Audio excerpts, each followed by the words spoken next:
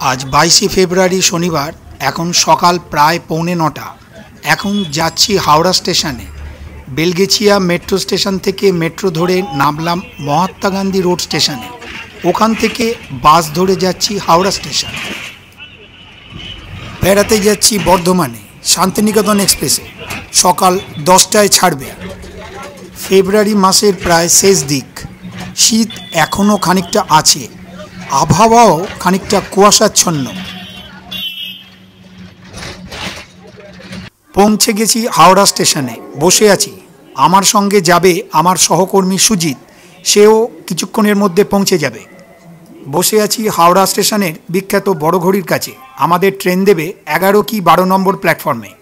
লন্ডনের Edward John ডেন্টের সংস্থার তৈরি ঘড়িটি হাওড়া স্টেশনের জায়গা পায় 1926 সালে। 1975 সালে বড় ঘড়ি ইলেকট্রোমেকানিক্যাল হয়। এখন অবশ্য রিচার্জেবল ব্যাটারি চালিত স্বয়ংক্রিয় ঘড়ি হয়ে গিয়েছে। লন্ডনে জন্ম হলেও হাওড়া স্টেশনে লাগানোর দায়িত্ব পেয়েছিল কলকাতার বিখ্যাত ঘড়ি ব্যবসায়ী দেবপ্রসাদ রায়ের সংস্থা রায় ব্রাদার্স কোম্পানি। আমাদের ট্রেন 12 নম্বর প্ল্যাটফর্মে দিয়েছে। দুজনে এগিয়ে চলেছি।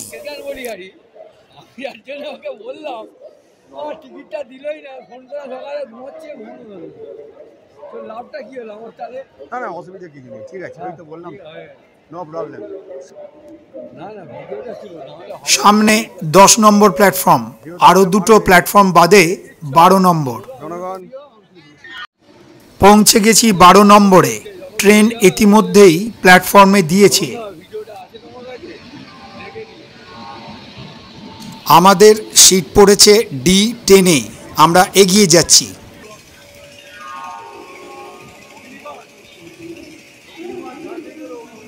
শান্তিনিকেতন এক্সপ্রেস হাওড়া বোলপুর যাবে। এটা খালি বোলপুর, কবি ঠাকুরের জায়গা।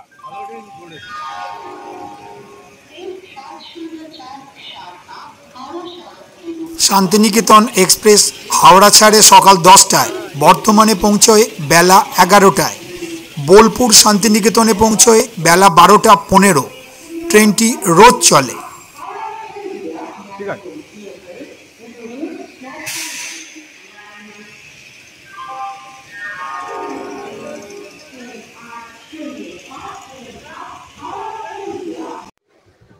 চেয়ার কার সবটাই বেশ ভালো, বসার ব্যবস্থা।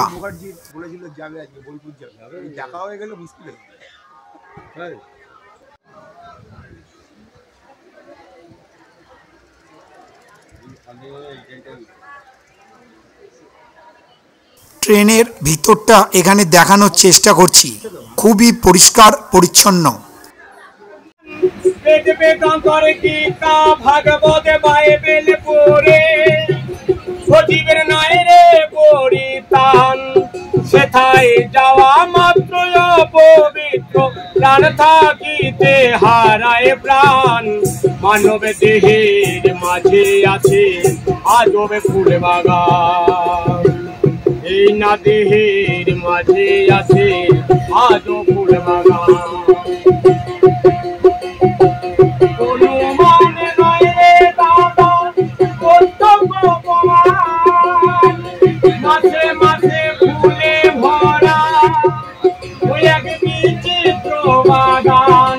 ট্রেন ঠিক সময়ে ছেড়েছে। ভিতরে বাউল গানও শুনলাম।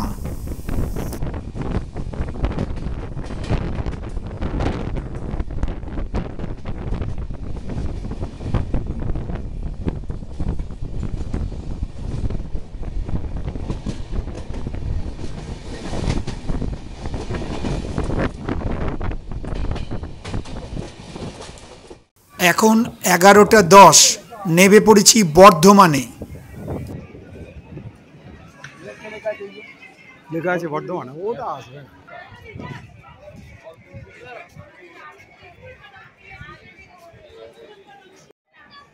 নিচে শান্তিনিকেতন এক্সপ্রেস চলে যাচ্ছে। আমরা চলেছি 1 নম্বর প্ল্যাটফর্মে।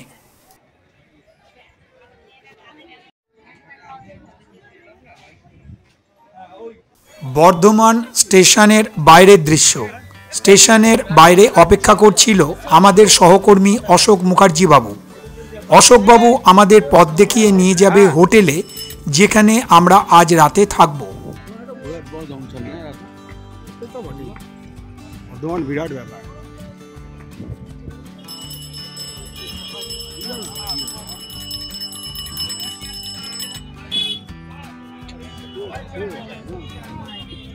এসব দেখো রোজ এখান থেকে যাতায়াত করে এরা। হ্যাঁ,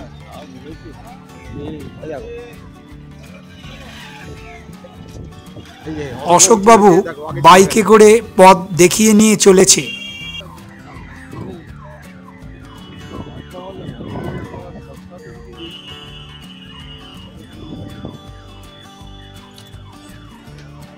আমরা এখন জিটি রোড ধরে চলেছি।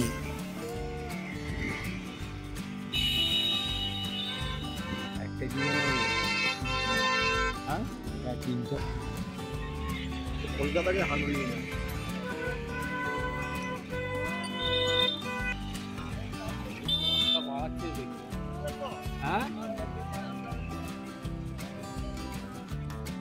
অশোকবাবুর সঙ্গে আমরা প্রথমে এলাম আমাদের আর এক সহকর্মী ও বন্ধু রাজনারায়ণ হাজরার বাড়িতে। রাজনারায়ণ বাবুর বাড়িতে খাওয়া দাওয়া করে আমরা হোটেলে গেলাম। ওখান থেকে বেরিয়ে পড়েছি বর্ধমান ঘুরতে, দেখব নানা দ্রষ্টব্য স্থান। অশোকবাবুই আমাদের জন্য টোটোর ব্যবস্থা করে দিয়েছে। এই রাস্তার পাশেই অশোকবাবুর বাড়ি। আমরা অশোকবাবুর বাড়ি যাব সন্ধেবেলা। এইটি বর্ধমানের বিখ্যাত সর্বমঙ্গলা ও ধনেশ্বরী লক্ষ্মী মন্দির। বিকেলে আসবো আমরা এখানে। পৌঁছে গেলাম প্রথম দর্শনীয় স্থান শের আফগানের সমাধিতে। এই স্থানটি আর্কিওলজিক্যাল সার্ভে অফ ইন্ডিয়া রক্ষণাবেক্ষণ করে।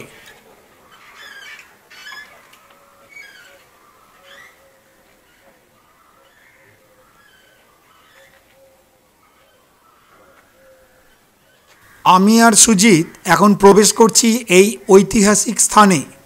এখানকার ইতিহাস সম্পর্কে কিছু কথা বলি। সুফি সাধক পীর বাহারামের সমাধির পাশেই চিরঘুমে শায়িত শের আফগান ও কুতুবুদ্দিন কোকা, যিনিও একজন সুফি সাধকের বংশধর। আলী ইস্তাজলু পারস্যের এক তরুণ। নিজের কৃতিত্বে তিনি রাঁধুনি থেকে উচ্চপদস্থ রাজকর্মচারী হয়ে ওঠেন। নিজের হাতে বাঘ মারার জন্য তিনি শের আফগান নামে পরিচিত হন। তিনি মুঘল বাদশাহ আকবরের স্নেহের পাত্র ছিলেন। আকবরের হারেমে যাতায়াত ছিল তার কর্মচারী গিয়াস বেগের স্ত্রী ও কন্যা মেহেরুন্নিসার। মেহেরুন্নিসা ছিলেন অপূর্ব সুন্দরী। আকবর পুত্র সেলিমের চোখ পড়ে যায় তার ওপর। আকবরের খুবই অনিচ্ছা ছিল, তাই তিনি নিজে দাঁড়িয়ে থেকে শের আফগানের সঙ্গে মেহেরুন্নিসার বিয়ে দেন।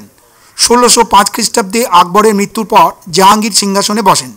তার ধাত্রীমায়ের পুত্র কুতুবুদ্দিন কোকাকে পাঠান বাংলার সুবেদার করে। তাকে পাঠান এই শর্তে যে তিনি শের আফগানকে হত্যা করে মেহেরুন্নিসাকে তুলে দেবেন জাহাঙ্গীরের হাতে।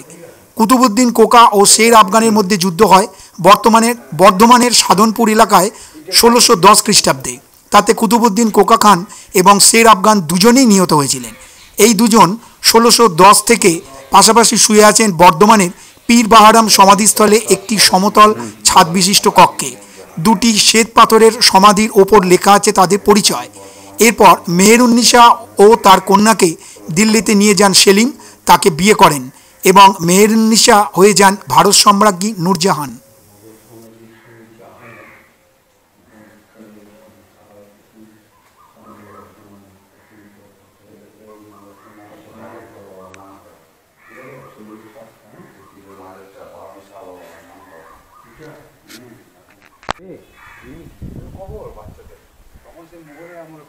মোগল আমল।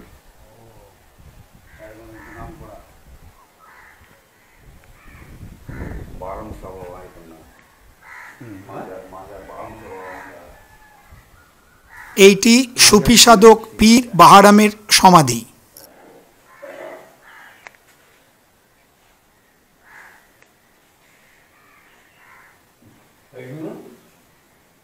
এগুলো সব মুঘলদের আমল সমাধি।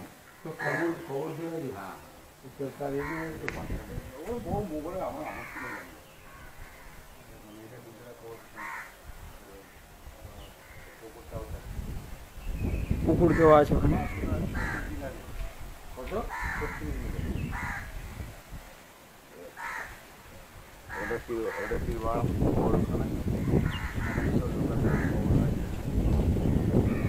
এই স্থানটি পুরোটাই কবরস্থান ও পাশেই রয়েছে একটি বিরাট দিঘি ও একটি প্রাচীন কাঁঠাল গাছ।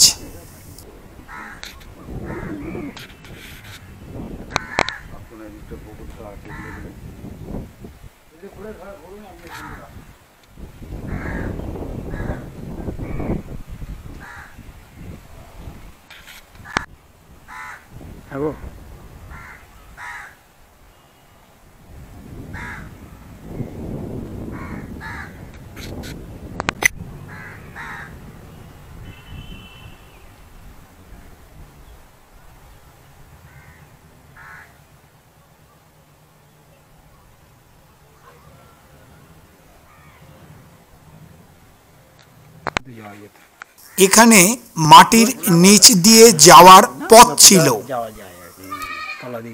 কিছু তো একটা আছে।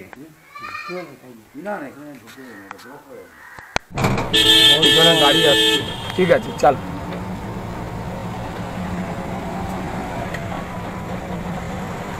রাজ কলেজিয়েট স্কুল, ঠিক আছে।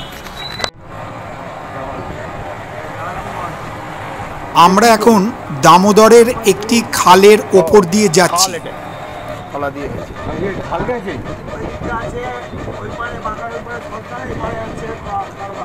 আচ্ছা,